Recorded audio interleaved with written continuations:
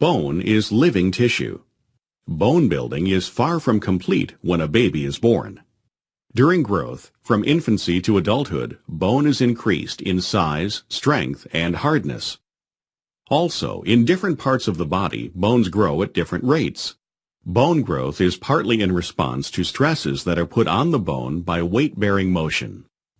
The simple acts of walking, running, jumping, and lifting heavy objects put strain on bones that results in increased bone density. Trabecular bone is found in the shaft and at the ends of the long bones, inside the spinal vertebrae, and inside the flat bones of the pelvis.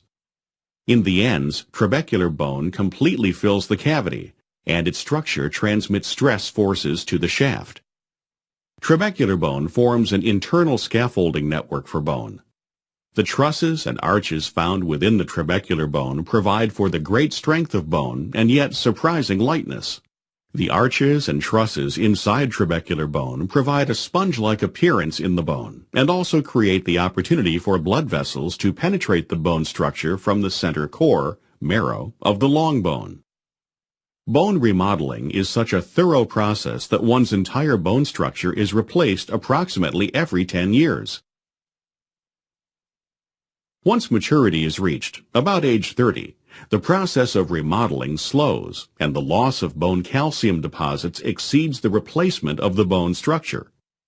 Beyond this point, it is no longer possible to substantially increase bone density. Over time, the density of the arches and trusses diminishes, and the spaces between them become larger.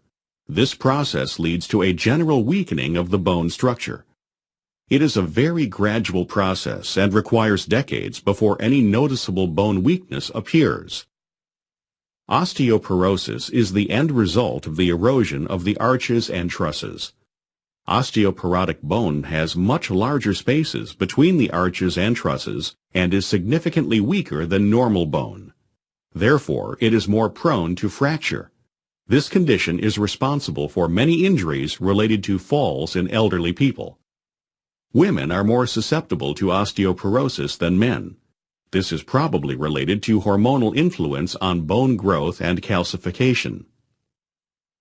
Also, dietary intake of calcium and other nutrients, including protein, phosphorus, vitamin A, vitamin D, vitamin K, magnesium, zinc, and copper will influence bone density, in that deficiencies will cause decreases. Finally, genetics have an influence on bone density. Here is the progress of bone loss in a person who has taken some precautions related to osteoporosis onset. Note that as the aging process continues, the rate of erosion of the trabecular structure has slowed, and the end result at age 70 is bone that is stronger and denser than a bone with severe osteoporosis. Strategies for preventing osteoporosis are different for young women and older women. Young women should be sure to meet their needs for calcium, vitamin D, and other nutrients. Physical activity of a weight-bearing nature is also important to maintain bone mass. In postmenopausal women, estrogens, estrogen receptor modulators, and calcitonin can slow bone turnover by binding to bone receptors.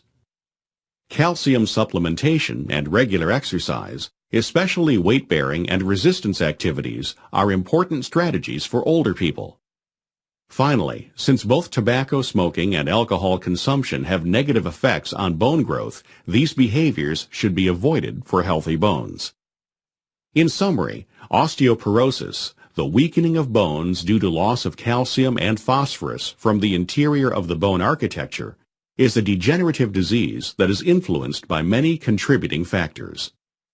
Health-promoting interventions such as adequate nutrition and physical activity, and medical interventions such as prescription medications designed to limit progress of osteoporosis, coupled with positive behaviors such as not smoking or using alcohol excessively, can forestall the onset and severity of osteoporosis.